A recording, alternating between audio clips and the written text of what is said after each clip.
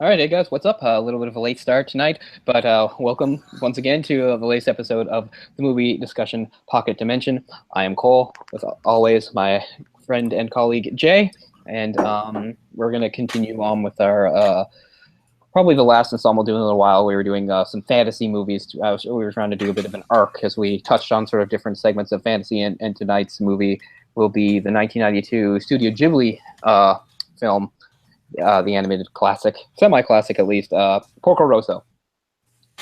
And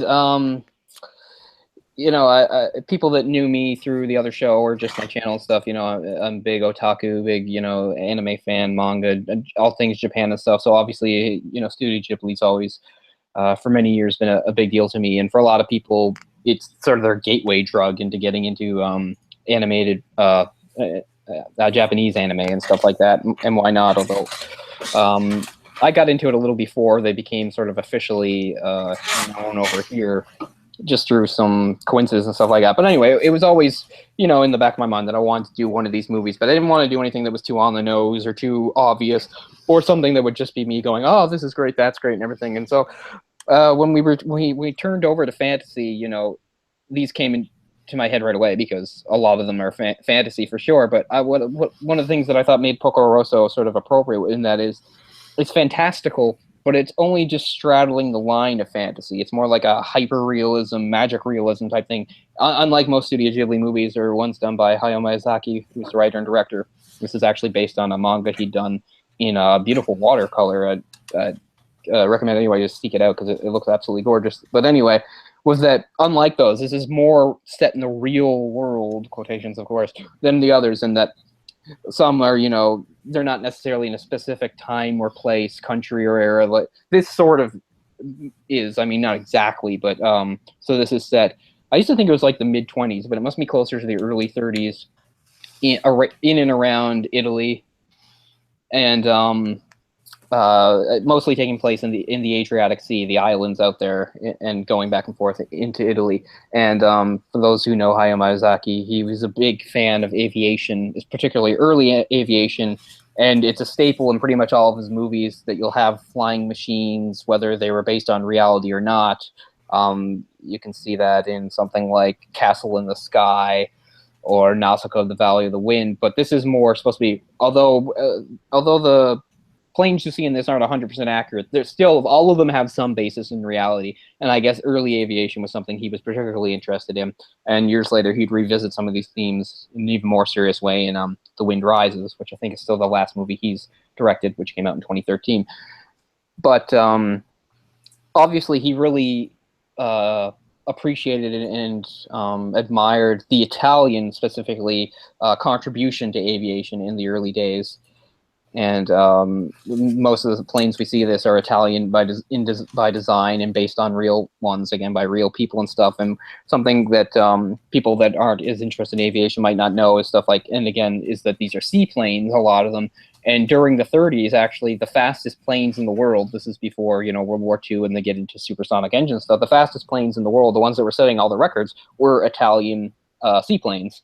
So I think this is a little bit of a tribute to that, too. And the innovation and the bravery and stuff, because it was actually very dangerous. A lot of these planes they were built for speed and not for safety, and a lot of people got hurt or killed doing them and stuff. And I think he wanted to do a little bit of a nod to that in this movie. But yeah, so we going back, we done for the fantasy loop, we done something more traditional, swords and sorcery with Willow, and then sort of a hybrid with wizards, kind of sci-fi elements. And I thought this was kind of neat because this is only sort of just touching the edge of fantasy, and that it's real world with a few fantastic elements thrown into it and stuff. And again, it's not even so much fantasy, it's sort of like a magic realism, hyper realism and stuff. And I just think that's sort of unique and kind of hard to do in movies, even though it doesn't sound easy. And I really like the balance that this movie strikes. But been a few years since I've seen it, but I loved it just as much as I do. I know it's always sort of hard for me to speak objectively of any of the Studio Ghibli films or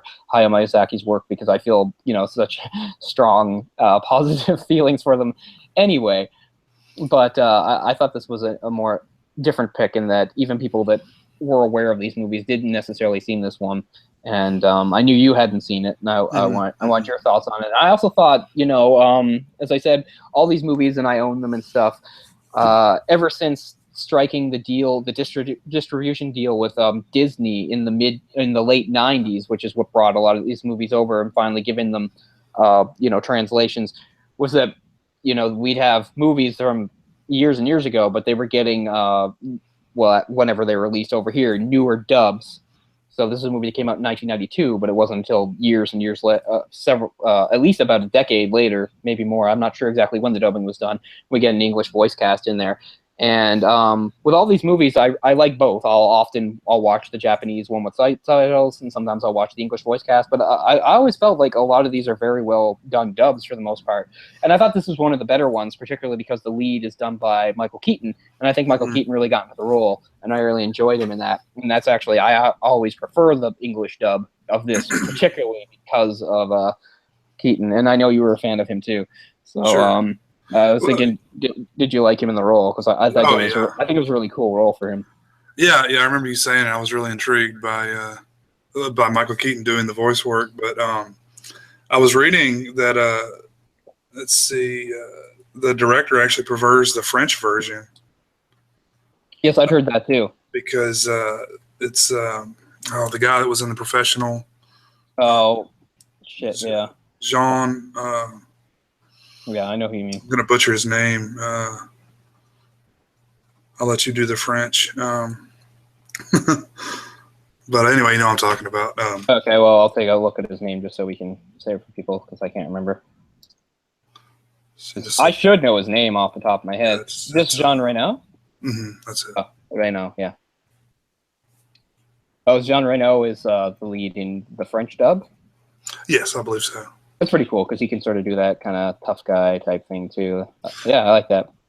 Yeah, that's interesting. I'd like to hear that now too. Yeah, that does sound interesting. I don't think I had that option on the disc I had. No, I don't think I own either. I actually don't own the Blu-ray of this yet. I own the original DVD, which came out I think around 2003 or 2004. Mm-hmm. No, 2004 I think is when it came out. I think that's the same one I watched. But the songs in the movie are French. Right. Which is weird. You've got French, Italian, Japanese. Yeah. Well, yeah, it is a little weird, but within the context of the movie, it does make sense. At least the French, when you in the Adriatic, where you'll have people that are speaking Italian, you'll have people that are speaking French, you'll have people that are speaking English. It very much is a mix, and obviously Japanese is the one that wouldn't really fit in there. But there's a lot of these movies where it's just like everyone's speaking English. It doesn't make any sense. Actually, in this movie, everyone speaking English makes a lot of sense because sometimes when you have people in that part of the world, English is the common language that they speak so that they know each other and stuff. So for a lot of those scenes, you don't necessarily have to imagine that they're speaking Italian. There's plenty of scenes where it make perfect sense for the characters to speak English. Mm-hmm. If you're the type of person that thinks about that, I am. well, I mean, it's become some sort of universal language. Mm-hmm. Oh yeah, for sure, and it was definitely doing that then too. One of the characters is an American who most likely probably would only speak in English and stuff, so they spoke English around him. Played by Cary Elwes, a British actor, which is so funny.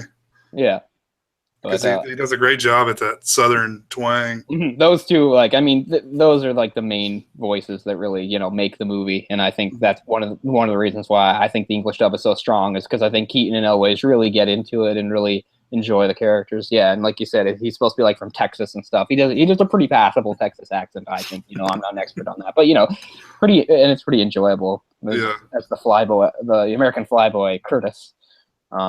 It was probably based on a real aviator, although I can't remember now. I was reading, and there's all sorts of names or references to possible real aviators from various periods and stuff.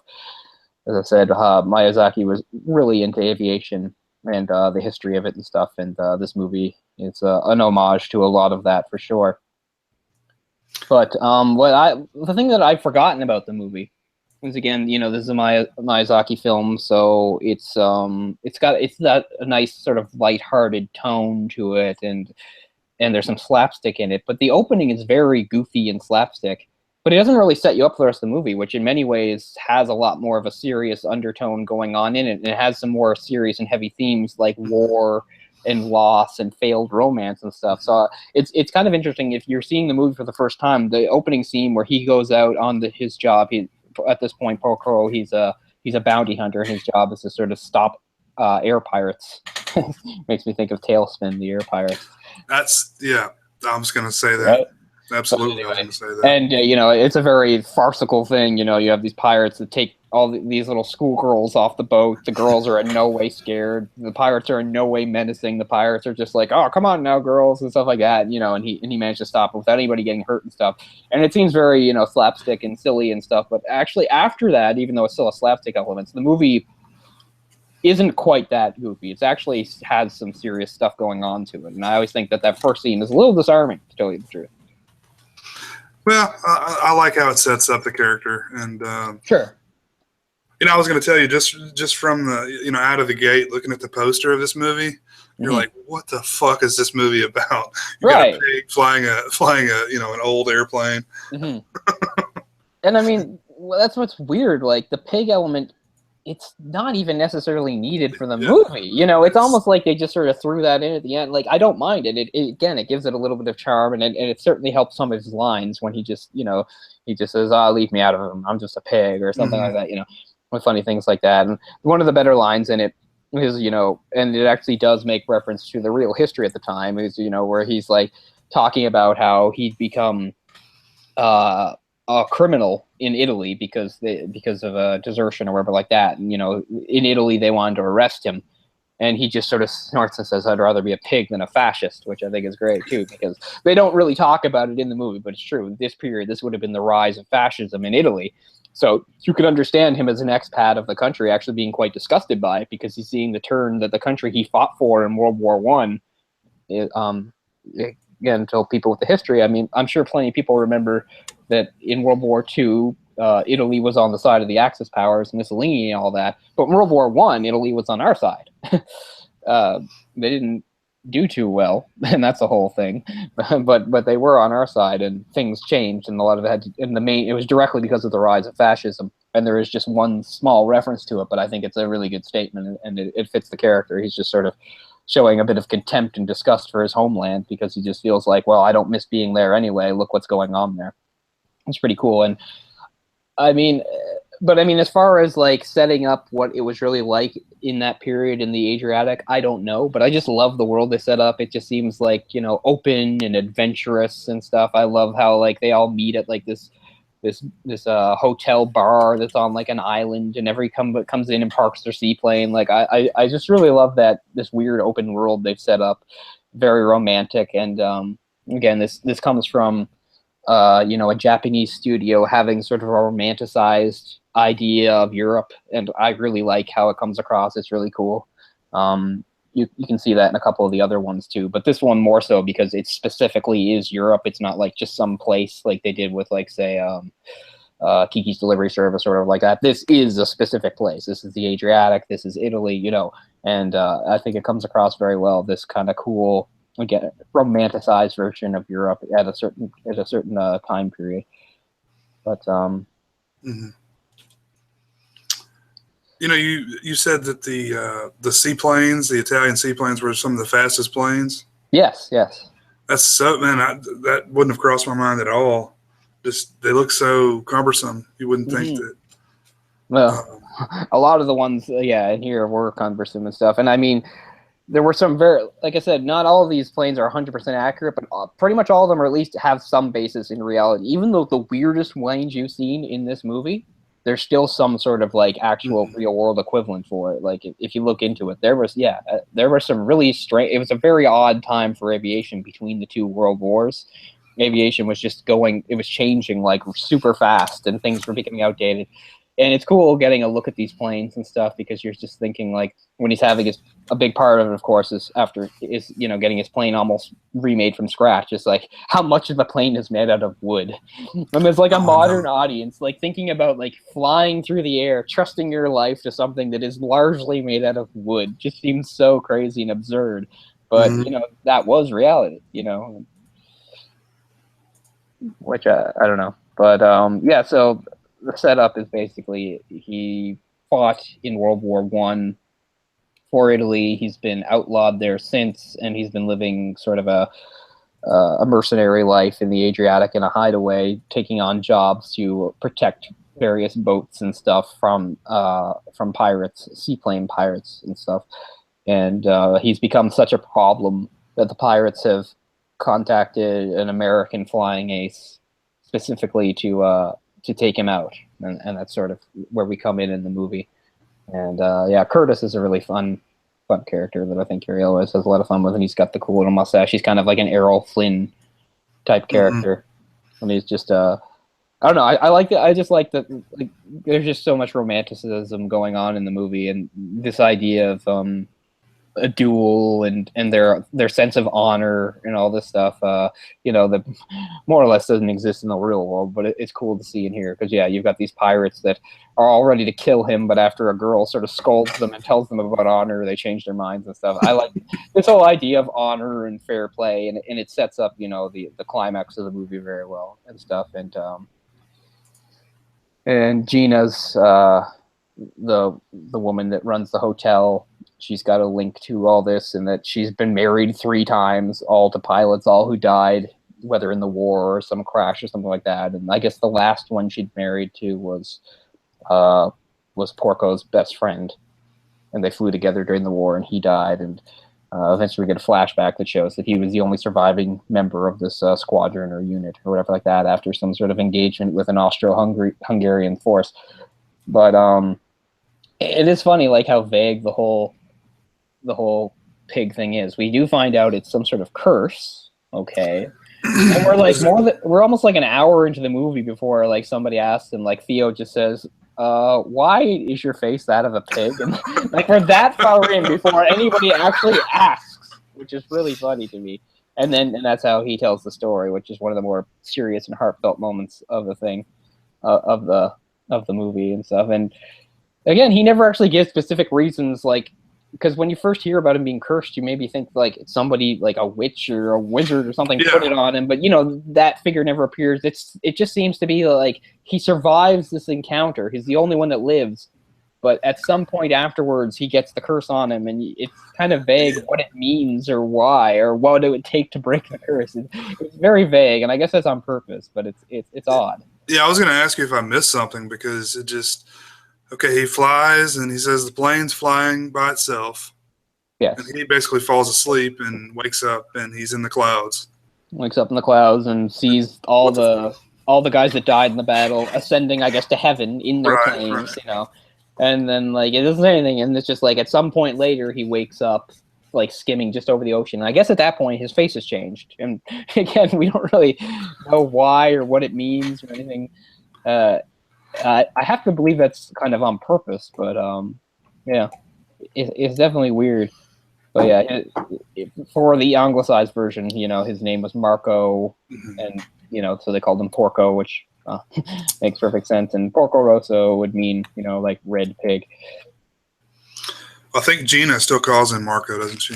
Yeah, she does, because she knew him in the old days. And she's sort of the main link to his past, I guess. And I don't know. The whole Gina thing is very cliche, but I like it a lot. You know, it's sort of elements of like Casablanca or something. You know, like this place where all the characters come to meet and adventurers and rogues and all this, and it's sort of like a.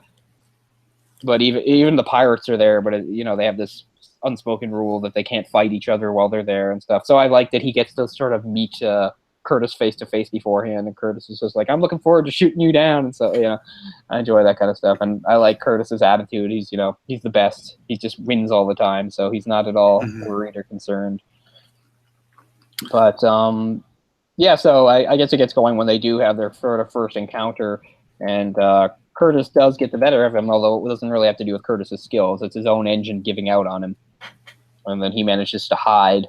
And Curtis only finds a piece of the wreckage, but that's enough for him to believe that he completed the job and shot him down and wanted to go tell everybody. And then the rest is sort of about him going into Milan because it's the only place he feels that he can get his plane fixed properly, even though there's the risk of being arrested by the Italian forces. And that's where we get some of the downtime in the movie as he gets an old friend, Piccolo, to work on the plane. And this is where I found out, because at first I was thinking it's the 20s, but it must be the early 30s, because the whole thing about only the women being there and the men going off to work, it's supposed to be a reference to the effects of the Great Depression. There was no work for the men there, so they had to go on. A lot of Miyazaki's films have, really strong female characters if they're not the main character. And I enjoy all the female characters in this, because at first it's just like, okay, it's just a bunch of damsels in distress, but then you see Gina as sort of like a compass at the center of everything, and then Fia, who's just such a strong and well, I mean, especially given the time period, like the idea of this young girl that can be an aeronautical engineer is just sort of astounding and stuff, and she's spunky and brave and stuff, and then just put the whole thing on, even though Piccolo is the main guy, it's a whole force of women that work on putting his plane together, which is pretty amusing, because he's just sort of at one point, like, he's ready to leave over it, and then he just changes his mind because he's about to pack all his money up. He's like, I need a professional, not girls and stuff, but gives his mind. Then he's just sort of amused as more and more women, including some very old women, come in to make his plan. But like I said, even though this is one of the more lighthearted movies, it still has plenty of stuff that Disney wouldn't necessarily been really happy with, and it's interesting because they're smoking and drinking and talking about war and death and stuff like that. But one of the things that was nice about the distribution deal is that people don't know, Studio Ghibli is famous for, being uncompromising when it comes to having their films distributed somewhere else, in that you can't have it if you're going to cut any of it. You can't cut it. And famously, when the first film that they made that was finally going to get a North American release, which we all know bombed so spectacularly, was Princess Mononoke in 1997.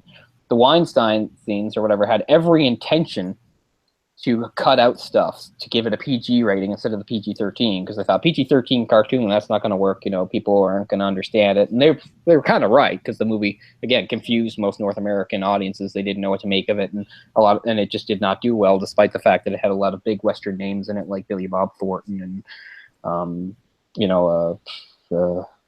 chick from X-Files and Gillian Anderson and all those big names and stuff, and they were kind of right. But there's the famous incident where Miyazaki or somebody had gotten like wind of their plans to do the cuts. And no, it wasn't Miyazaki. Sorry, it was one of the producers. His name is Suzuki, and he sent Harvey Weinstein a katana in the mail, and then under it he had a note that said "No cuts." And that's always sort of been a bit of a legend, that they're uncompromising for that, and they won't allow anybody to cut a single frame.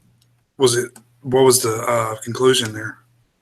Well, there were no cuts. Like I said, it never happened. Like they wouldn't allow, because as I've said, Studio Ghibli was formed in 1985, but Nausicaa, the Valley of the Wind, which came out a year beforehand, is more or less an unofficial Studio Ghibli film, because it was made by all the same people, right? But what had happened was, you might have heard of, if you look up that movie Nausicaa, that it did go to other markets, and you can still find, if you want to pay a lot of money, you can find like VHS copies of a westernized version of Nausicaa called Warriors of the Wind, and they cut the shit out of it, and it's almost like unrecognizable. So much has changed. Like, entire scenes are lifted, dialogue is completely changed, and like that was the thing. That was what really, when they made Studio Ghibli the year after, it was what really made them resolve that that's going to be their big rule, that they wouldn't allow anybody that to ever happen again. But I'd like to see the Warriors of the Wind cut, just to see, because I've only read about what it is. But this just, it incensed them. They were really upset about it, so they made sure it didn't happen. And like I said, it's not. I even understand the Weinstein's intent there, because in a way they were right, and but I'm not saying, but I wouldn't have been happy anyway. I still don't believe in cutting it, but they were right in that Western audiences weren't ready for something like Mononoke at the time, and again, it was more or less a box office bomb that was either ignored or misunderstood. But yeah, getting back to it, luckily this didn't discourage Disney and allowed them to keep doing it, and these movies, as they've been released on DVD and Blu-ray, have sold very well. So it's nice to see, and I'm glad. And like I said, because you can imagine if Porco Rosso had come out I mean, again, it's a 1992 movie, but they didn't do the dub and release until about 12 years later. If it had been a bit earlier, you can just see like Disney hacking the shit out of this movie, or even just releasing it. You know, you've got machine guns, you've got smoking, you've got references to fascism. You know, all this stuff that they probably would not have been comfortable with at the time or earlier on, if you know if they hadn't already had the successes they'd had. But like I said, I don't think there's any tone issues with the movie. I'm just saying, on the surface, you can see some things that would be troubling to a studio that was interested in getting a PG rating or marketing as a silly cartoon and that sort of stuff. But I really am happy that that they kept the integrity there. And some of the things, like if you have a kid watching it, it's lost on them anyway. You know, they don't understand the political stuff that's going on in 1930s Italy and stuff. You know, it doesn't matter to them. You know, it's going to go right over their head, some sort of reference to fascism and stuff anyway. So, it went over my head, actually. I didn't even know he said that. Yeah, it's only one, like I said, it's only one line. They really do kind of leave it alone. It's only one line, but I think it's enough, really. It's nice. Yeah, it's, this is all very interesting to me because I'm totally green, except for a few of the other Ghibli films you had recommended. I haven't really seen any of these films. Mm-hmm. So. Yeah. Well, like I said, like most of them, like Princess Mononoke, Nausicaa, Valley of the Wind, they're all much more fantasy. They're, in a fantastical world with magic and things like that. And and I love those too. But I always thought this one was interesting because it's for a Ghibli film, it's extremely real world. And it just has sort of like more of like a heightened reality, some weird stuff going on, more so than absolute fantasy. And then there's the pig thing, which just almost seems funny, really. Because you're expecting curse, magic spells, witch, what, and not really, just a vague thing that happened to him that nobody really questions because it is what it is. But yeah, I just like how this qualifies as a fantasy movie, but it's just sort of right on the edge of fantasy. It's just sort of straddling the line, and I like how it does that. Yeah, I mean, it almost seems like an alternate reality at some points. Right. So yeah. I can, totally see it being classified as fantasy. Mm-hmm. For instance, as far as I know, for all the stuff that the historical stuff that they do have right, I don't think seaplane pirates was ever really a thing. As far as I know, pirates have always existed, but ones that specifically used planes, I don't think there's any real historical record of that. Like maybe it happening here and there, but not like actual being a thing. But I like this. Alternate reality Adriatic in the 30s where seaplane pirates is a big thing and they're all over the place to the point that, we see a part where there's like a cruise ship that has 2 fighter planes on board specifically to protect them. I really enjoy that. I think that's funny because there's one point where like it's like announced over the PA. It's like we are now being attacked by seaplane pirates. Yeah, which is pretty funny. In a very calm voice. Do not panic. Yeah, I just really like this reality, and I like the people. They get all dressed up in their Sunday best to go out in these boats and stuff and see and then what we get at the end, the big event, the duel. But so anyway, after he is not shot down, but supposedly shot down by Curtis, he's able to secretly take a boat into Italy to meet his old friend Piccolo, but Piccolo's sons aren't there anymore, and he's got his granddaughter Theo, who's about 17, turns out to be some sort of prodigy, and then all the women that help out. And we see that he still has some other ties there too, because he's got a friend who's, I guess, in the Italian military that warns him that the secret police are looking for him and stuff. And it's kind of cool, a little cloak and dagger moment. They meet, we're watching like some silent cartoons in the theater. And he's telling him, you have to get out of the country and blah, blah, blah. But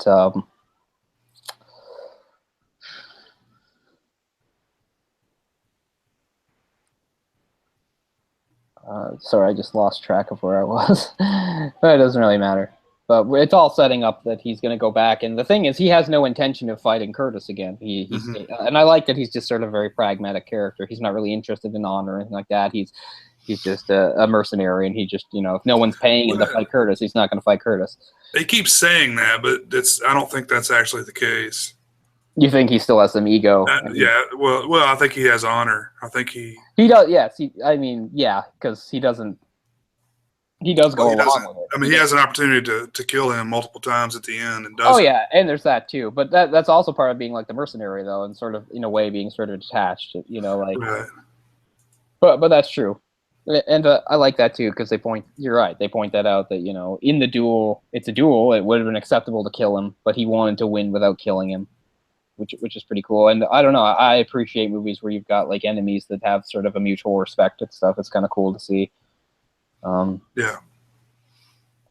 But yeah, so he goes back and he has no at first anyway. He has no intention of that. Theo makes him take her along, basically saying, he's going to need her to like maintain the plane and stuff like that. So they get to his hideout, and it turns out he has to have this cool little hideout in this hidden cove. But it turns out it's not so hidden anymore. And the pirates ambush him, and they're all ready to kill him. And then Theo makes this great speech about how she thought that it's kind of bullshit, but the seaplane pirates were like the most honorable guys in the world, and they would if they were going to take him out, that they wouldn't just kill him here. They'd fight him in a one-on-one duel. Then they all know they're no match for him, and they're just like, well, I can't. I've got engine trouble and all this stuff. And they're like, well, we can get Curtis to fight him again, even though we'll have to pay him. Curtis happens to show up because he has a flair for the dramatic. I love that. He's just climbing the cliffs, and he just does like a multiple flip down to say, I'll take you on again.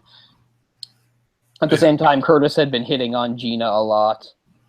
And, at one point he wanted Gina to marry him. And now, as soon as he meets Theo, he decides this will be the new thing. If he wins the duel, he'll get to marry Theo, and if he loses the duel, he's got to pay. And that's the other thing. Porco still actually owes quite a bit of money for the repairs to his plane, and the agreement is that. That whole thing was bizarre to me because you said she was 17. I mean, I don't know. She came across as younger than that at some points, but maybe she was just immature. But I don't know. They say 17 in both dubs. Oh, do they? Okay, yeah. They do. In case you were wondering if it changed, but I don't know. I mean, it is pretty funny because when she's first introduced, Piccolo just says, "Stay away from her," because he thinks that Porco is some sort of womanizer, right? And he's just like, no. But yeah, no, I like that about Curtis because it's funny because when Curtis sneaks into the garden to talk to Gina, and Gina tells him about. It's kind of funny because Gina just says, for you, falling in love happens all the time, and she's right. But at the same time, I think it says the woman that's already been married 3 times. That is true. I didn't think about that. Yeah. Right, and now you're in love with Marco, and of course that's the undercurrent that any idiot can pick up on. It's like she's in love with Marco, and and he won't see it because he's a pig, and he won't allow it and stuff. And she clearly doesn't care. She would be happy to be with him and stuff, but he pushes her away and won't be with her because of the pig. And you think part of that, as far as I know now that I think about the curse, probably has something to do with his own guilt. I think if you think about it, like it's almost like he put it on himself. He felt guilty that he didn't die, that all his friends and all these people died, that he didn't.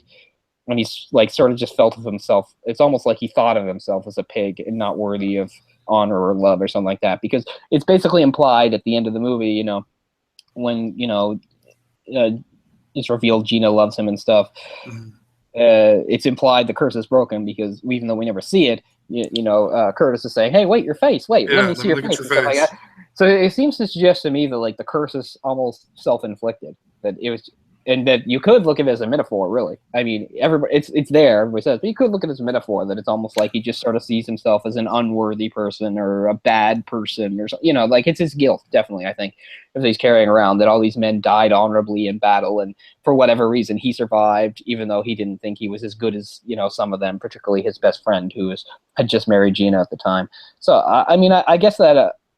That does explain a bit, why it's so vague, because you could say it's not something external that somebody else, some other force put on him. It's like something he put on himself somehow. I think that jives. That makes sense for sure. Yeah. Yeah. But I almost felt like there was some, like Theo was kind of had a thing for him as well. Yeah, in a way, because she's just so caught up in all the adventure and romance of everything and stuff like that. And he does show that he doesn't take her seriously because at one point when they're talking on the beach together or something like that, I can't remember what the line was, but it was something like, "Oh yeah," where she said like, "I could kiss you and you'd be a prince," and he just brushes it off, and then she just goes, "Don't you like me?" And he's just like, "You're a great kid," and he's like, "I like you, but I'm not gonna," which I think is good. It shows like he's a very, again, honorable guy. And he, you know, and you see that even though he's always making sort of pushing her off and making fun of her in ways, he really does respect her because he really freaks out when she, even though she just saved his life, the fact that she'd agreed to marry Curtis if she loses, you know, he gets really upset about that. It's like, what are you doing, you know? And I don't know. I love Curtis as a bad guy because he's not really a bad guy, really. You know, he's not really a bad guy. He's kind of full of himself and everything like that, but he has honor too. He's not out there to like hurt people or you know really cause problems, and he's really ambitious, which is funny. You know, Gina laughs at him because he's written a screenplay for Hollywood that they've actually accepted, and he thinks I can be a movie star there, and then I'll eventually be president, which she laughs in his face at. You know, modern audiences can see well. Yeah, in the 30s that would have been laughable, but now it kind of is a real thing. We've already seen Ronald Reagan, stuff like that, right? Yeah. So I think that's kind of cool. Yeah. But yeah, I mean the story's good enough. But what I really just like most is this world, like you said, it's kind of like an alternate history. You know, it's between the two world wars. Most of the things are the same, but it's just a little more heightened, a little more fantastical because it is a Studio Ghibli movie, and stuff like that. And it really sells it for me as having the voice actors that do the job. I think Michael Keaton is really good as this gruff, you know, keeping to himself, mercenary type guy with his sort of gravelly voice, which he would use again sort of in Birdman, which is kind of funny.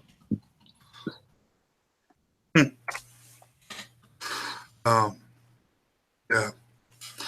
Sorry, I'm trying to comment on some of these comments here. I lost my train of thought. Oh, that's fine. Like Tailspin, somebody had to have seen Tailspin or vice versa. It's too many characteristics that are similar, I think. Yeah, because Tailspin is like, again, this sort of alternate world where everybody relies on planes, particularly seaplanes. Seaplanes, yeah. And there's pirates. There's like a bar where everybody meets and hangs out, you know. Exactly. I immediately thought Tailspin. There's a lot of parallels for sure. I don't know. I'm not sure what year Tailspin started. Maybe a year before. Maybe it was 91. I'm not sure. I mean, I was a big Tailspin fan because this is another reason why this movie is close to me. Is because when I was a kid, I was big into planes too. Like, obviously, Miyazaki loved planes and he loved drawing them. I was the same way, except I didn't have any talent. But I liked to draw like two things when I was a kid. I drew dinosaurs and I drew planes and stuff. And I used to want to be a pilot when I was little. And I was very into, especially not, like a lot of people, I wasn't necessarily into the fighter jets of today. I was into the more retro stuff, more World War II and stuff. But I loved a lot of those planes. So I like the movie from that standpoint too, because again, it's one of the most interesting periods in history because it's where biplanes still exist, but we're going into the non-biplane, and you have like these weird hybrids and the ones that have propellers here and there and everywhere, and strange wing designs, and yeah, I mean, if you're a fan of any of that, the movie is a great treat just to see all those somewhat realistically represented. Others, it's more just an homage. They're all very bright and colorful. It's really cool to see. I especially love how the pilots manage to have like these really detailed conversations with each other using like their like Morse code or whatever. But I don't think anybody could do it quite that well. You know, they're having really detailed conversations, just like laughing, you know, with the lights. I was going to bring that up. Yeah, it is Morse code, right? That's what they're communicating. Yeah, I mean, yeah, it must be. And I don't think Morse code would allow for anything quite that. But what about this? Okay, we'll do this over here. You know, I mean, it's just. And instant too, like they just yeah. It would take like 50 clicks to do a sentence, maybe, or maybe more than that. The name of the studio itself, Ghibli, comes from an Italian fighter from World War II. Although there's a little bit of confusion there because it's based on a mispronunciation, something lost between the Japanese understanding and the Italian, and that it's not even an Italian word. It's actually an Arabic word, which means something like rising from the desert or something like that. So it doesn't matter to us, but if you were to see Studio Ghibli written in the Japanese characters, the characters are actually wrong and wouldn't translate directly into Ghibli as they mean it. But anyway, that's always been a bit of a mistake. And there is a point in the movie, I'm sure you noticed, where when they get a new engine for the plane, the engine says Ghibli right on it. Yeah, which is that was really cool. Yeah, but that's not just the studio sticking their own name in something. It's because the studio's name comes from that. It comes from aviation, which I'm not sure everybody knows, but yeah, kind of a cool little thing. Wow. But by the way, Tailspin started in 1990. Yeah, I knew it was early 90s. I was a big fan of that. Oh man, yeah. For sure. We had the block, the after-school block. It was right, the Disney Afternoon. Yeah, it was Rescue Rangers was in there, Tailspin. I think maybe DuckTales, and I know Darkwing Duck was in there eventually. Darkwing Duck's definitely my favorite. I love that show. I loved all of that stuff, man. Yeah, no, it was a great time. That was part of the Disney Renaissance, the animation Renaissance, late 80s going into the early 90s. Yeah, Disney was doing their feature movies were actually doing well then too. Yeah, yes, exactly. It was all really kicked off by Who Framed Roger Rabbit, to tell you the truth. That's really that's really what kicked things off. And then the success of The Little Mermaid right after that. And then, and DuckTales. Those are sort of like the three, because they were all around 88, 89. That was really what got things going. And and that was when I was like the prime age to be influenced by that and to be totally into it and stuff. And it's great stuff. And I would have loved Porco Rosso if I'd seen it back then too. Right. But, so I mean, if they had shown stuff like that on the Disney Channel, which I didn't have, but I knew someone that had it, it would have been nice.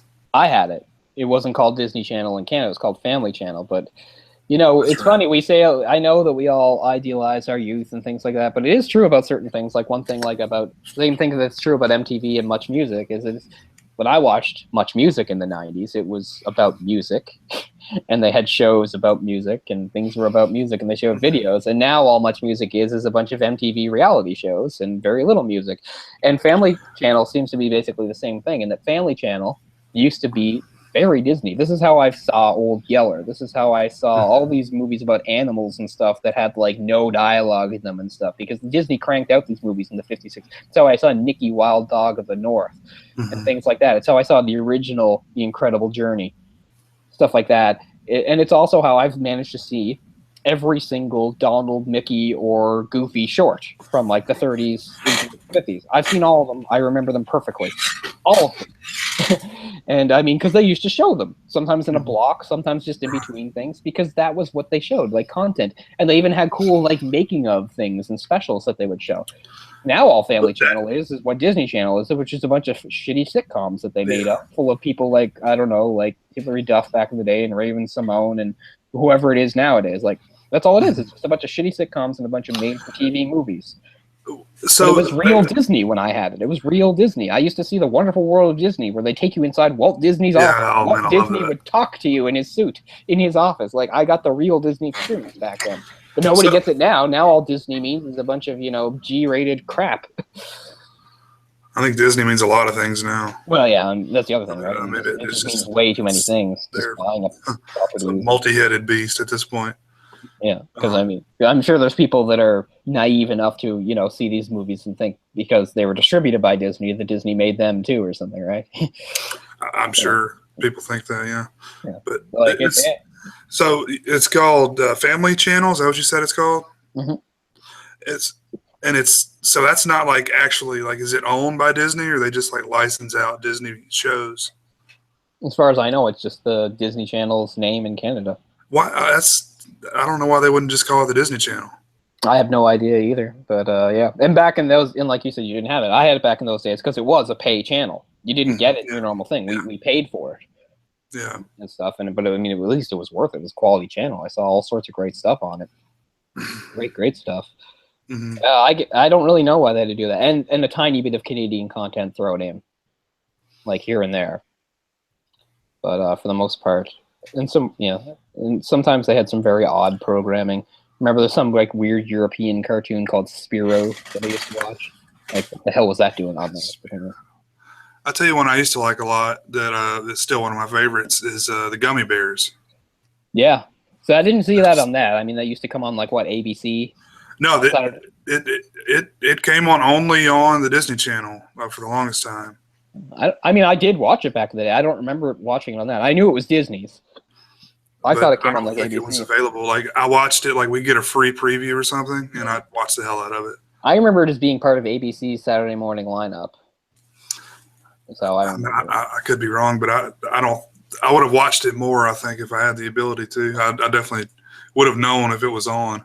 Yeah. Maybe it was later on when they put it on there. They should. I hope they give a medal to the guy that sang the song for that, because that is 100% commitment to put that much passion and energy into such a silly song. Let me tell you something that's hilarious, man. Go and like look at the YouTube videos of that song in different languages. Man, it is awesome.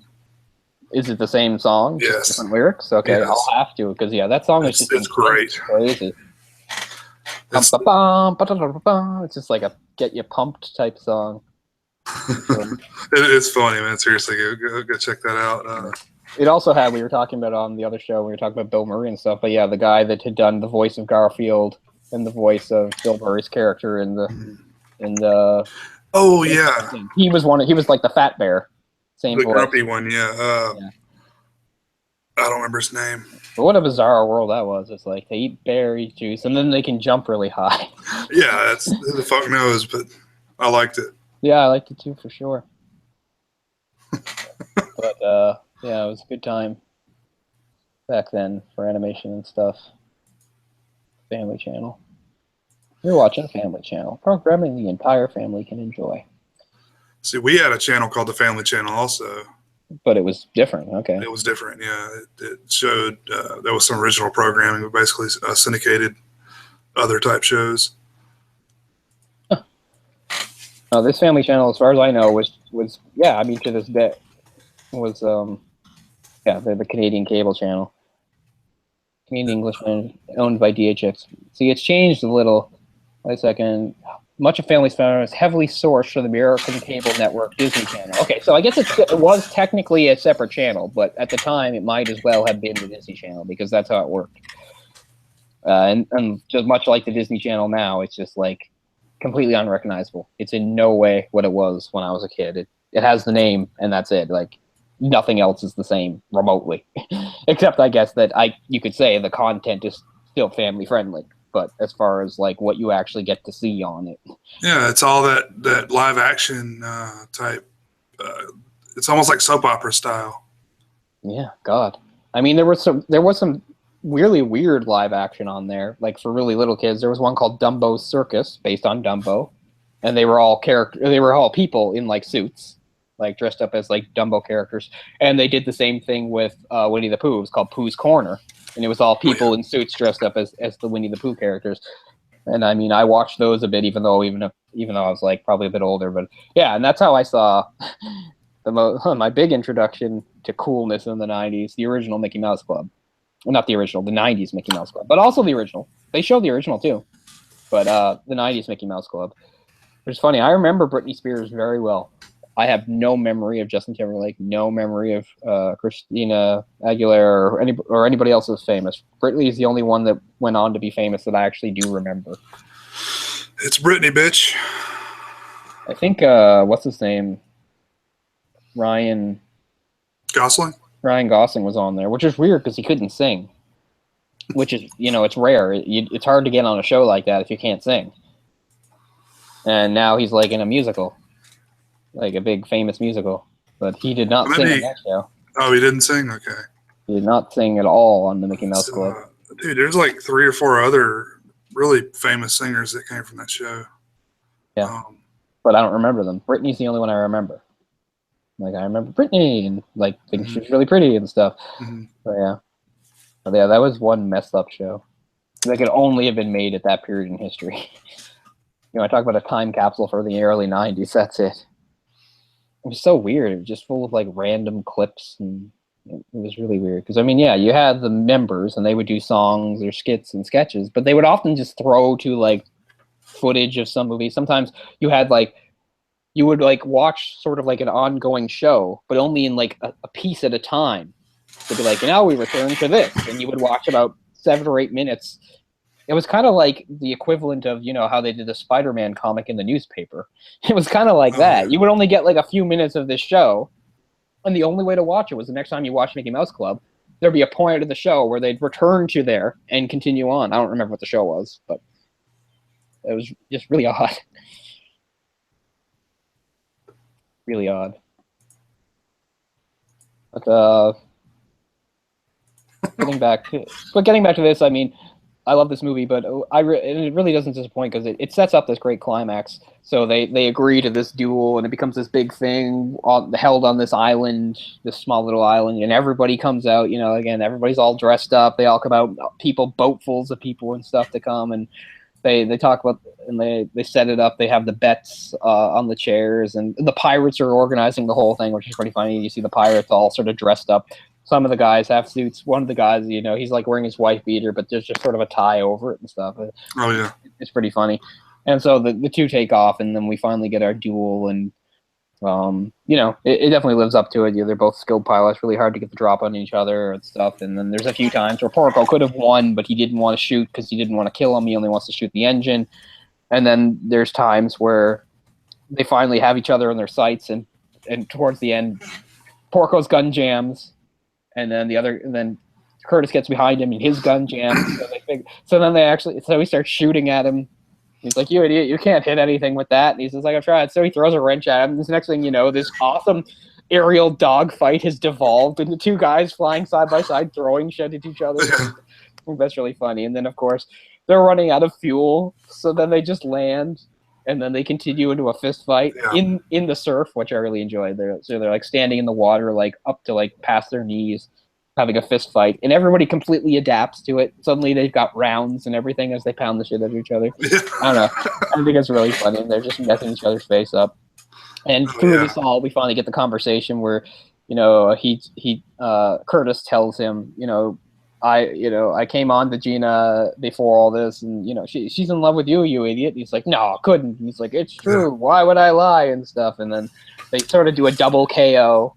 And they're both underwater, but Porco comes to first, so he's technically the winner. At the same time, there's a little intrigue going on because the Italian Air Force is on the way to get them, and they all have to clear out of there and stuff. And it's implied again at the end of this that he and Curtis sort of shake hands. They're kind of like, it's over now. They're friends. He's going to pay it off, and Curtis is going to go back to America and make his way. But it's implied that obviously the curse is gone now because he has to see his face. He flies off, and I don't know. It's a really cool sort of climax and satisfying conclusion that I think is really funny. I like that it didn't show his face. Yeah, it just said, "Hey, wait, let me see your face." Mm-hmm. I thought that was really a really cool way to do that. Yeah, the only time you'll see his face is in the flashback when he's talking about fighting in the war and stuff. And there's a part where Theo seems to sort of hallucinate seeing his face for a second in the moonlight, and then changes back and stuff. And But another thing that's sort of interesting is like, we talked about this with a couple of the other movies. This is something that it shares with both Willow and Wizards, in that, both movies all three movies are fairly old, particularly Wizards. That's the 70s, this is the 80s, this is early 90s.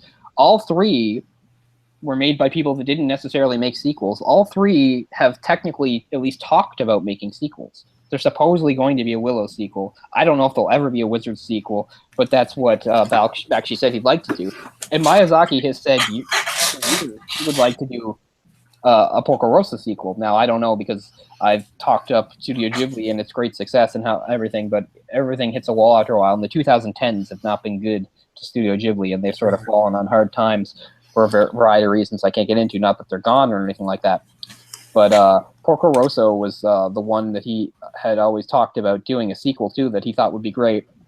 And it would be set, about 10 or 15 years later during the Spanish Civil War, it's supposed to be, and have Porco, when he's a bit older and stuff. And I don't know, it sounds really cool to me. But I don't know if we'll ever see it given the state of that, and also the advanced age of Hayao Miyazaki, who is, retired officially like 3 times, I think, and always keeps coming out of retirement to do like one more movie. Because the whole idea was like as early as like 2006, the whole idea was like, okay, he's done now, we're going to bring in new people. And that's part of the reason why they are where they're at, in that he and Isao Takahata, are both so old, and they never really got like new blood to be like directors. Is one of the reasons why they kind of are where they are. I can understand that. Yeah, Miyazaki's looks like he's about 75. Yeah, he's probably closer to 80 now, I'd say. Born in 41, so yeah. Okay, yeah. On the backside of his 70s, but yeah, backside of 70s. But I mean, he's in very good health, as I always heard. He's one of those guys that really takes good care of himself. But it's more like he kind of has to, because he is also, in a very Japanese way, overworks himself a lot. And that, like I said, as early as like even in the mid 90s, they were trying to scale back his workload and ease him out so he could like ease out and move into a less stressful position. It's funny. My favorite movie is Spirited Away, of course. So I've watched all the features from that. And when they were talking about the making of like that, like the stuff he and his staff went through to get that movie made on time was insane. Like they were just like sleeping at the offices and like working like 20 hours a day and stuff. And his staff were all like young people. He was like twice everybody's age, and they were all like, and they couldn't keep up with him. There were all these people like in their 20s and 30s, and he was like already, I think, in his 70s or at least late 60s, and they couldn't keep up with him. They were just like so exhausted, and they couldn't. And they're like, "This is too hard." It's pretty funny. There's also this great bit where there's sort of a generation gap that I guess has more to do with Japanese urban life, in that he's describing the scene that they're going to animate so there's this bit in Spirited Away where a character is a dragon. It's one of those, cool, like long sort of Chinese-like looking dragons. It flies into a room, and the thing is, it's supposed to try to bite something. Somebody's supposed to try to like put something in its mouth for it to bite. And he's trying to explain it. He's like, like if you hand like a dog, like you have a dog's snout, and you hand the dog the bone, and then you try to like pull the bone, and the dog's holding on to it. And he's like, and like all the people are just like, I don't have a dog. It's like, I live in the city. They're like, I've never seen a dog.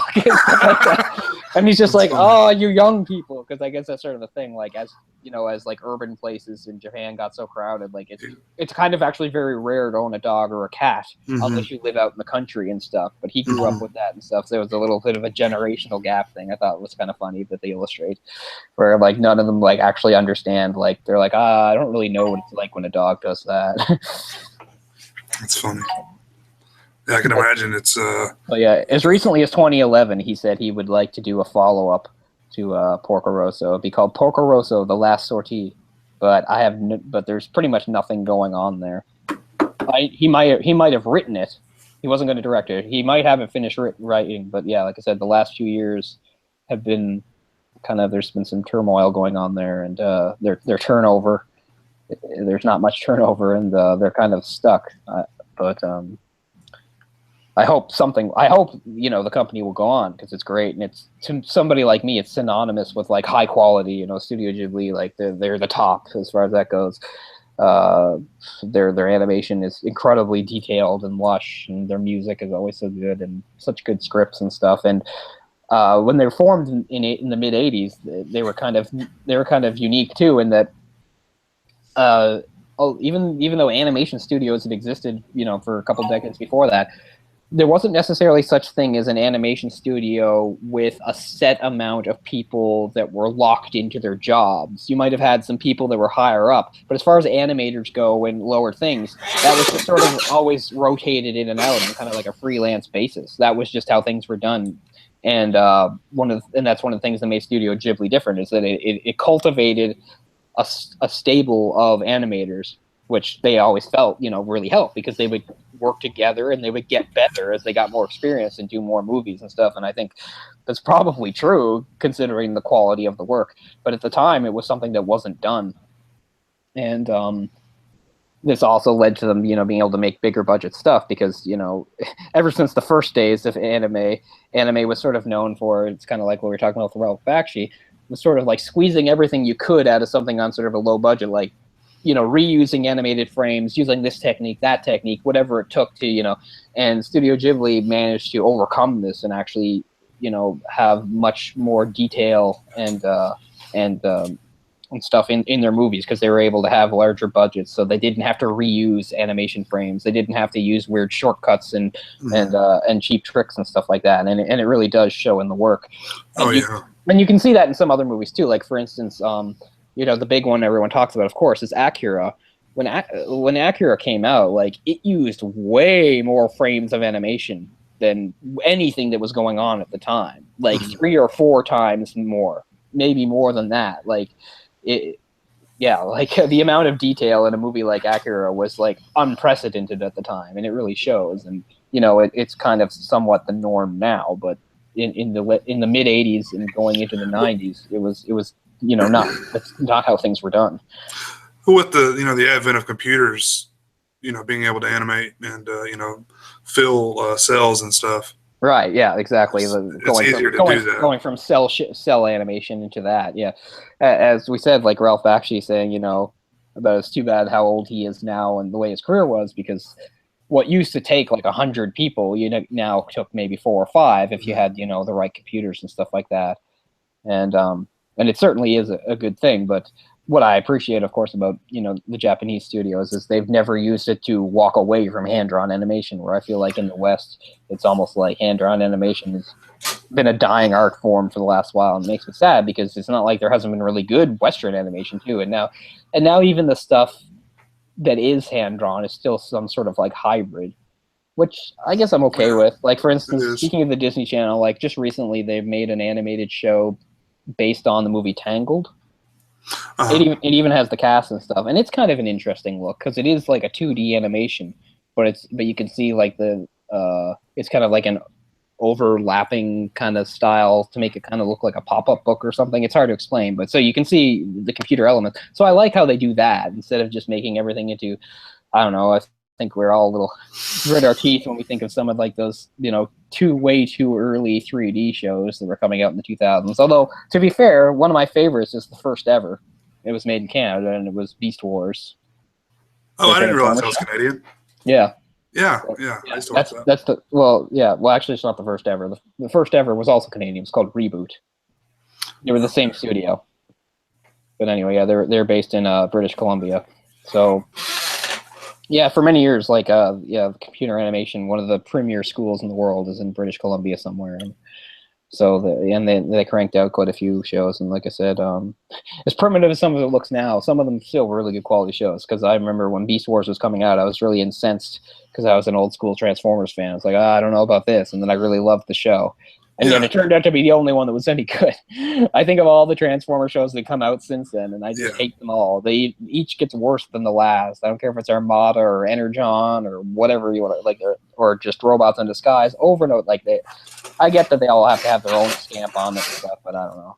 I felt like the Beast Wars was cool because it was even part of the same continuity as the old show, which I thought was really cool. Because if you remember the late episodes, they even visit the Ark, because the whole twist of that show is that they're actually on Earth, and they're on Earth at a time after the Ark had landed there. It's at the part where the Autobots and Decepticons are still in stasis or sleep or whatever like that, and they actually discover it, which just blew my mind at the time. I really enjoyed that, but there's also been some misses too. I remember years ago they made a Voltron show that I hated. It was like 3D. Is that the one on Netflix now? No, that's actually really good. That's like the one that really gives me hope, because it's like the perfect opposite I use for Transformers, because I feel like I've seen Transformers updated over and over again, and each sucks more and more. But I really like the new Voltron show, they make all sorts of changes.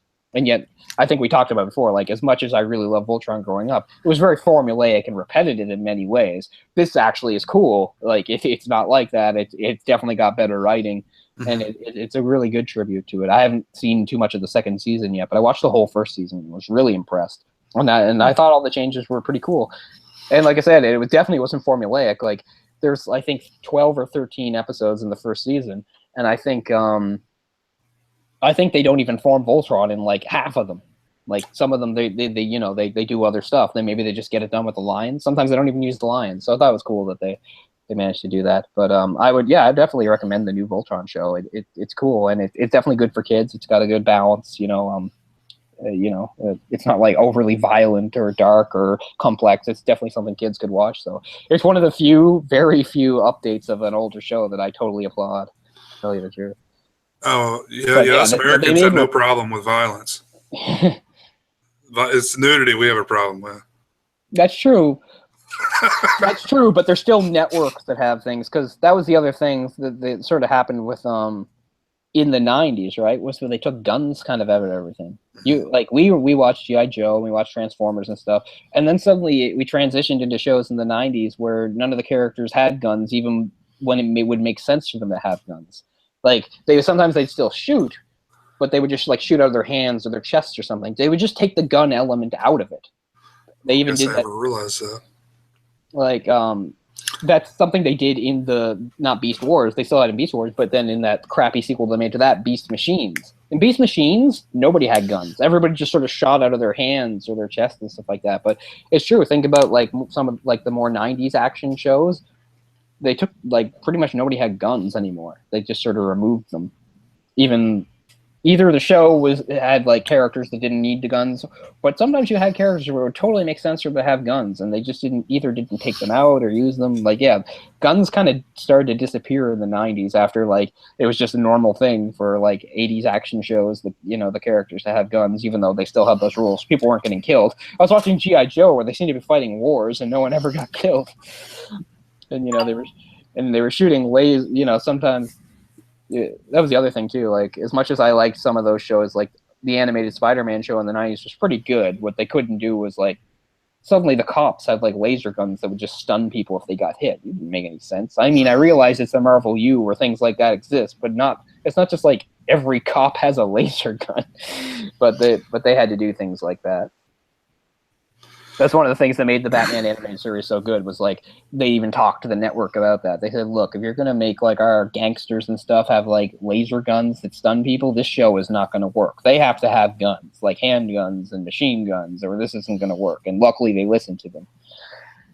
But yeah, that's one of the last shows. That's early 90s, and that was like one of the last shows to really sort of get away with gun use. No, they really moved away with it. Well, I don't think they actually shot the guns a lot. They just had them. Well, they shot them a fair amount. Did they? Okay. Yeah, I mean, you know, it's Batman and Robin. They're not going to get hit. They dodge. I just remember them pulling the gun out and maybe kicking it out of their hand or something. You know. Yeah, and that too. But no, they're still the guys with Tommy guns. You'd have guys with Tommy guns shooting and stuff like that. But it's funny, they did have some network rules, like I know this from watching some of those animated movies with the commentary on. Like you couldn't have a shot of a bad guy or a character with a gun, and they couldn't have a shot of him like aiming it right into the camera. Couldn't do that. Like, I don't know why, but that was something they couldn't do. And because they pointed out, because there's a shot in probably the most famous episode, Heart of Ice, where Mr. Freeze does just that. They're like, wait a minute, how come Mr. Because it goes to commercial with Mr. Freeze aiming his freeze gun, shooting out, and they're like, well, it's not imitatable because it's not a real gun. It's a freeze gun, so they let us do it. But they wouldn't let them do it if it was like a handgun or a machine gun or something like that. So they still had sort of like odd rules about that sort of stuff. But I mean, and like I said, and it's nice that Porco Rosso. Yeah, I mean, yeah, we're not going to see people die, but at least there were guns. There's machine guns and handguns and stuff. And you know, if they removed all that, it would be ridiculous and it wouldn't make any sense. Yeah. I guess they just went for plots that didn't require guns, or like I'm thinking of like Captain Planet or some shit like that. Yeah, exactly, right. They had like powers. I mean, Captain Planet's a great inverse because it's about as hippy dippy as it gets, right? It's like one of the characters' powers is heart, for God's sakes, heart. Oh, but yeah, that was definitely the shift in the 90s, where and that was the other thing too, because if you watch, say, the Teenage Mutant Ninja Turtles cartoon, the early seasons, I mean, yeah, you're not going to see Donatello smash somebody over the head. You're not going to see Raphael or Leonardo stab someone. But they still got to, because they made the Foot Clan for that into robots, they still got to smash them up and stuff. In fact, it's hilarious in the first episode, because the very first time they fight them, they don't know they're robots. And, like, Leo, like, slashes a guy's arm off or something like that. And they're like, wait a minute, they're just robots, meaning he was fully ready to do that. Right. But if you're like me and you kept watching the show, I don't know how many seasons it lasted, 5 or 6, and it got weirder and weirder. One thing you might have noticed is that in the last, like, 2 seasons of the show, Michelangelo completely abandoned his nunchucks. He had them. He never used them. He just would use, like, a grappling hook. Yeah, I remember the grappling hook. I hated that. So even they were sort of, like, moving away from stuff like that. Because I do know, like, in 1990, the first movie was so violent that parents and everybody just like freaked out. Oh man, but that's why it's so good and so memorable. I Because it know, was so dark. It was like exactly what I needed at that period in my life. and you watch the second one, which I still like for a lot of reasons, but you can see how it's not nearly as good. And they never even take their weapons out of their weapons are like on their backs, and they just never even take them out anymore. They just like throw slices of pizza at people. Yeah, they're hitting people with like pizza and fish and toys and yo-yos. Yeah. Like it's like we're trained ninjas, but we'll just we'll just fight them like we're the Three Stooges instead. Yeah, so that was really what was going on in the early '90s. Is when, like you said, suddenly we had all these shows where they would write plots where, guns didn't come up, which I mean is good. I don't think I'm anti-gun, but I'm definitely not a person that likes guns, and I don't think it would be that great for. And I'm not going to tell anybody it's wrong. If you have guns and use them and you teach your kid to shoot, that's fine, whatever. But I just mean I get that it would be upsetting and wrong, sort of to make guns look really cool and cartoon. I mean, I get it, but at the same time, whenever they make these rules, it never works anyway, right? Yeah. That's kind of how I feel like. The fact that the G.I. Joe and my hero Optimus Prime all have big guns, it didn't make me a gun fan. Right. It didn't make me think guns were the greatest thing. My my father's father was a big gun guy and stuff like that. And I know that they wanted me to go hunting and stuff. And my mom didn't want me to. And I'm glad my mom didn't let me, because I would have just cried if they made me shoot like a rabbit or something like that. But, so. I mean, especially in, these days, a kid can hop on the internet and see virtually anything they want. So, I think it's really kind of pointless to, squabble over small things like that, pointing a gun this direction or that direction. It seems kind of ridiculous. Yeah, for sure. Did you ever see the new Thundercats? Not like a full episode, but yeah, I've seen like, little sequences here and there. They did redo that one too, right? They put out new episodes. Yeah. See, that's one of the. I did watch the original Thundercats, but it's more vague. I don't remember it the way I remember the other shows. Like, I know I watched it. I still have a Lion-O toy, but I forget a lot of that. Like, obviously, I didn't even know. I couldn't even remember Snarf until I saw him like on Robot Chicken or something like that. I'm like, oh yeah, Snarf. Like, I did not remember that. Yeah, I think that was more of like a flash in the pan type show. Like, it only was really popular for like a year, maybe 2 or 3 years. Definitely. But that and Silverhawks, I was a big fan of Silverhawks. I never watched Silverhawks. I don't know if it came on, to tell you the truth, because that was one I didn't find out till years ago. But like I said, I'm sort of retroactively proud of myself for latching onto anime before I even knew what it was. Because speaking of Flash in the Pan shows, a show I loved, even though like there were only a few episodes that existed, was a show called Saber Riders, which I just loved. It was an awesome show. Saber Riders and the Star Sheriffs. It was kind of trying to do like a space cowboy thing, but it was really cool. Like, they rode like robot horses and they had cool armor, and the leader had swords and stuff. And I think it only lasted for 1 season, but I was really big into that show. You know what? It was another show that had. Yeah, I watched that. I definitely watched from that era that actually had like sort of like G.I. Joe that had like guns and vehicles. Mask. I used to watch Mask. I love Mask. Yeah. Mask was sort of like G.I. Joe meets Transformers, because it was like their vehicles would turn into different things. Yeah. Those were great toys. I wish I still had my Mask toys. I had a couple. Like, I had this cool green motorcycle that had like a propeller on it, so it could be like a helicopter motorcycle, and there was another big one, but I can't remember it anymore. But yeah, I had some cool Mask toys. Always like the boy's robot who would turn into a scooter so you could ride him. Yeah. And then the car, it was like a Lamborghini with the Lamborghini doors that would turn into wings. That was the one I wanted. That was. I didn't have it either. I wanted that one. I never got that one for whatever reason, but I thought that one was the best one. Also, that big, huge, like massive vehicle they had too. I mean, that would have been awesome to have. Remember, they had like just some huge lumbering thing. I can't even really describe it, but I loved that thing. But yeah, I mean, they had guns in that. Because again, it's late 80s, mid to late 80s. Man, I don't really remember what the show was about at all. I just remember that the cool cars. It was kind of like G.I. Joe, and it was just sort of them fighting against some sort of vague organization, kind of similar to Cobra, right? It's like, oh, the bad guys are here to do this, so we'll fight, Yeah, you're right, though. I don't even remember specific characters. Like, until you mentioned the scooter, I would have forgotten that. But yeah, I liked a lot of the anime ones. The biggest one was Voltron. I loved Voltron, but also the 80s Astro Boy and Saber Rider. Those are the other two. There was a lot of anime that I watched that I can't even find the name of. That was a syndicated TV show. Is there any you can describe? Because maybe I could. Oh, man, I can't recognize. Really. It was they're like ninjas or some sort of maybe not ninjas, but samurai, I believe. Okay. In the future, I think. Oh man, it was like one summer it was on, and I was able to watch it like every day at like whatever time. That's cool. It's funny that you should mention that, but like, because the show I've been rewatching lately that I didn't watch it because I dismissed as stupid as a kid because I didn't understand what it was about. It is stupid, but like now I get it. It's more clever. Was the Samurai Pizza Cat show, which was probably the best gag dub in history. And it's probably the first time a gag dub was done like seriously. In that you had this show about ninja cats because it was about ninja cats, and it had actually a bit more of a serious tone.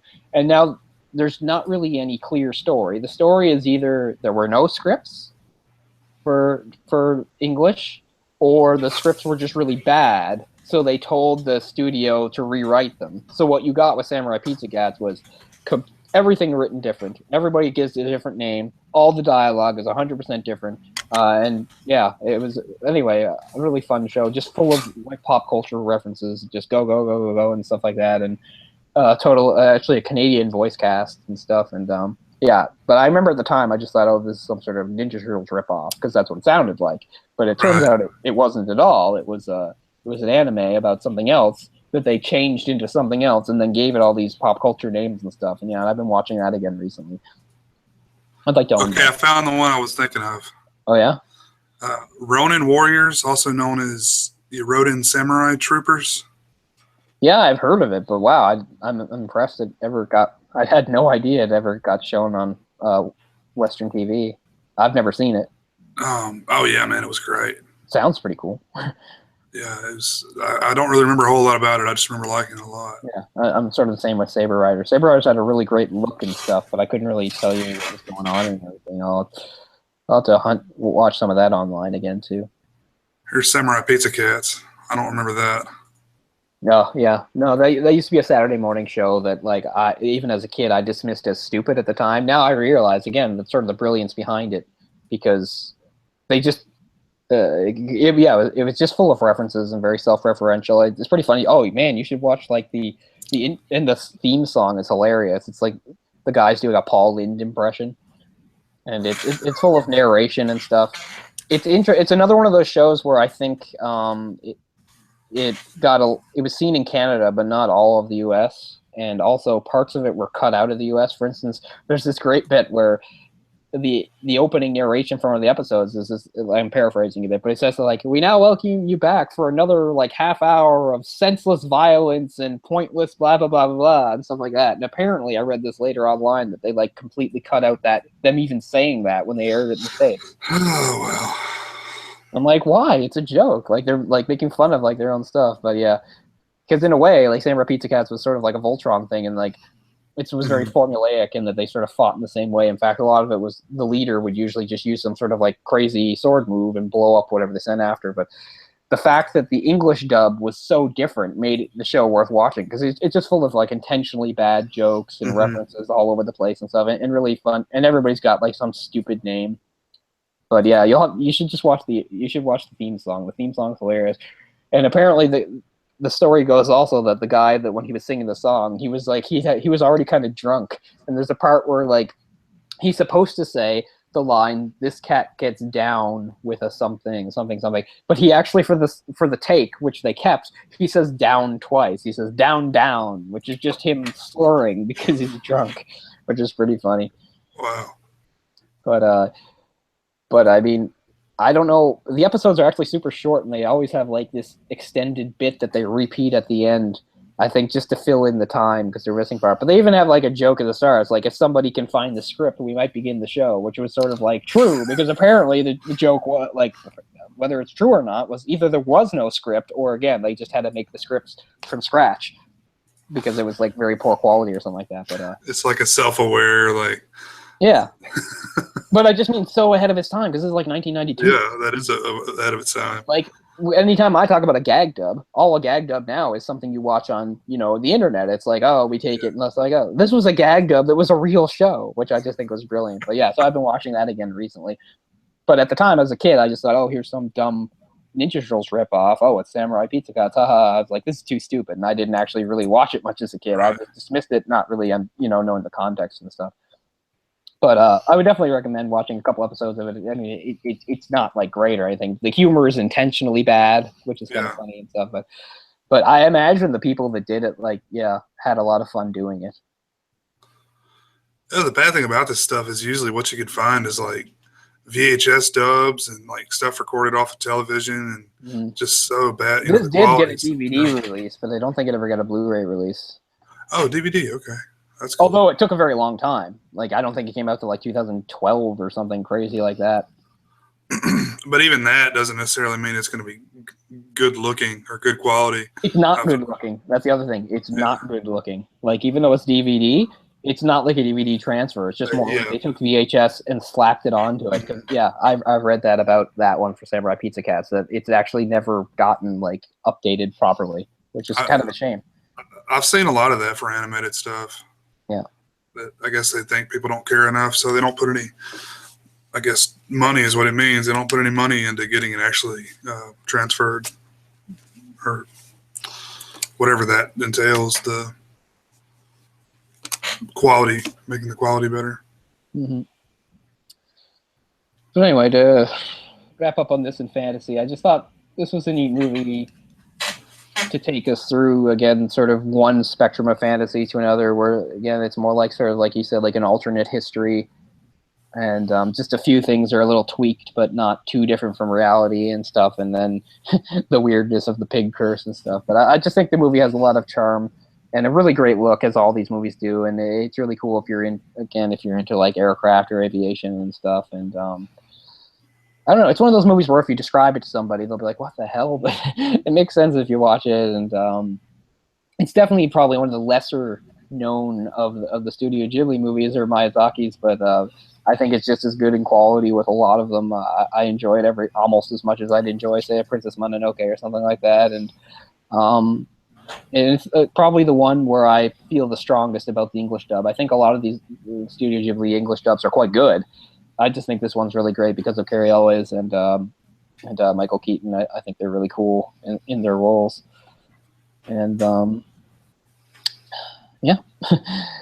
it's got a happy ending, and it's got a lighthearted tone, but at the same time, as we said, it actually does touch on some more serious issues like war and death and loss, and there's stuff going on in it that you wouldn't typically think of. You'd see in maybe a Western animated movie and stuff with, people drinking wine or smoking cigarettes or shooting machine guns and stuff. And it's all, it all fits in properly in the context and stuff. And trying to think who else is in that. Yeah, Susan Egan. Yeah, she's one of the voices. I think she's in a couple of them. Her voice seems to repeat. I think she's one of the voices in Spirited Away too, now that I think about it. But she's the one that was Gina. Yeah, the girl that was the other female. I don't remember her name. Theo. She was in Father of the Bride. She was the daughter in Father of the Bride. Oh, okay. I remember that movie. Yeah, I remember those movies with Steve Martin. Mm-hmm. Yeah. Thought that was interesting. But it's just a really, really easy watch. Really, fun watch. Definitely something I'd be interested to watch again someday. Had a lot of fun with it.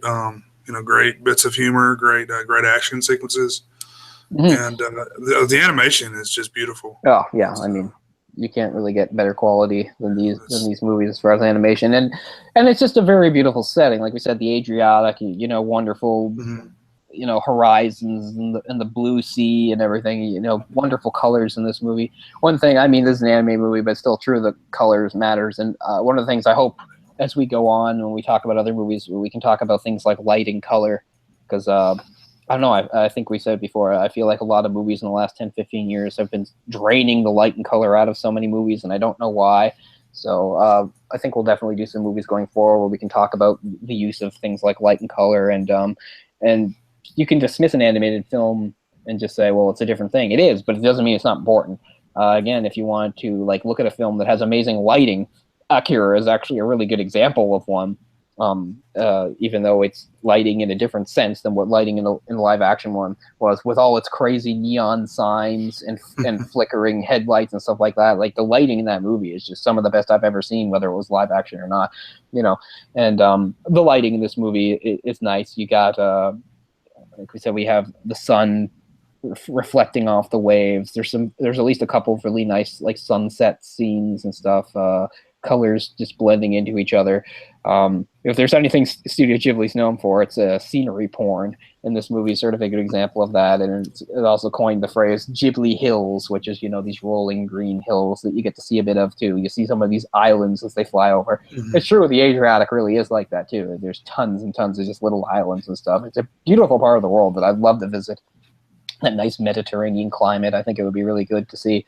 But if I could visit any of it, I'd like to visit back then.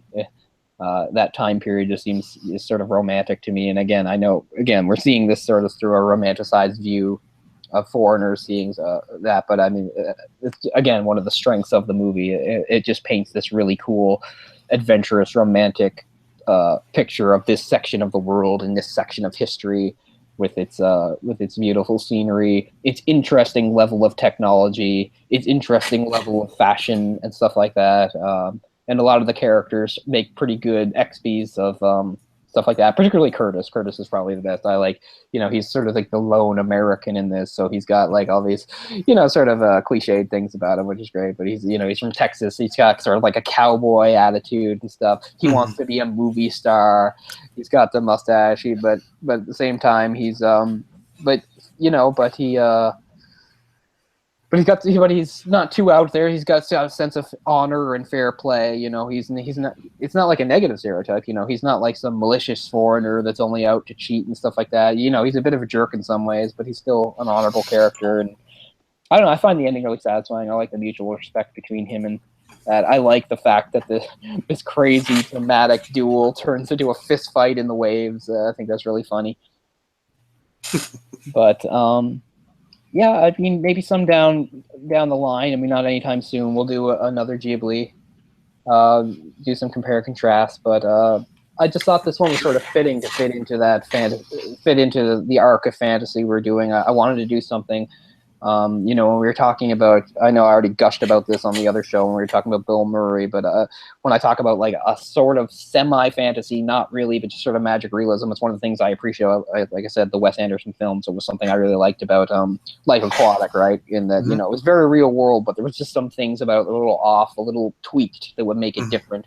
And some of it is just the situations and the characters, but also in the sense of that movie in particular, you know, you had some I think it was just CG wildlife that's not actually real, but, you know, it almost seems real. You know, some of the fish and some of the stuff they see actually doesn't exist in the real world, but, you know, like that. And I think this movie is kind of similar in that way, in that it's real world, but just this or this. There's just a few little tweaks, a few things that make it a little brighter, a little more colorful, a little more romantic, and that's sort of what any movie is anyway, really. Even movies that are supposed to be gritty and real world anyway. The fact is, it's a movie. There's something about it that makes it a little off from real life. And I guess that was sort of when we were talking about fantasy earlier, and when we got to this, that was kind of the fantasy I wanted to focus on, was fantasy that's just slight fantasy. It's real world, but just a little hint of something fantastical or something different. And to me, this is one of the things that makes this movie stand out from the other ones that Miyazaki and Tasahaka had done over the years, and that most of them took place in, you know, an entirely fantastical setting to begin with. And this one doesn't. This one's it's just a little different, and most of it's because of his love of aviation and the history of aviation. So a lot of cool things to look for, depending upon what you're interested in. Yeah. Well, sounds good, guys, and we'll stay tuned to our Twitter page, the movie discussion, Pocket Dimension Twitter page. We'll put an announcement on there. We'll be a little more active. We were bouncing a few things about next week. We're considering Donnie Darko, right? Mm-hmm. Yeah, that'd be that one. I think, that's at least in the mix there for now, because I mean that's one that I know we both like, and that's definitely got a following. I know a lot of people Absolutely. really like that movie, and it would be fun to watch again and get into that. So tentatively, that's what we're looking at for next week. Which again, that's almost a fantasy thing in its way, but as far as themes go, whatever, we'll figure that out. We don't plan this too stringently, At the time, we'd done some thrillers. We realized we did a lot of thrillers. We decided to do some sci-fi. Then we realized the sci-fi, some of it was a little heavy and dramatic. We wanted to do something a little lighter, got some fantasy. I had this idea in my head of fantasy changing from this kind to this kind. It's all kind of, improvised and stuff. People watching, we don't plan this too much, but we do it to a certain extent. But we do put some thought into this, but we don't put too much. So so if it is Donnie Darko next week, I'm not really sure what that portends for after that, but we'll figure it out, I'm sure. But that's what I think we're looking at for now. We will keep you posted. Yeah. All right, guys. Thanks for watching. We'll see you next time. Thanks a lot, guys. Let us know what you think, and if you have like a favorite Studio Ghibli film or something like that, please let us know. And we'll certainly do more animated films, and probably a few of those in the future too. But our mandate, as always, is to do some variety, touch on different things, and get a whole sort of spectrums and stuff. And we'll see what the future holds for that. So thanks a lot, guys, and we'll see you in a week. Have a good one. Thanks.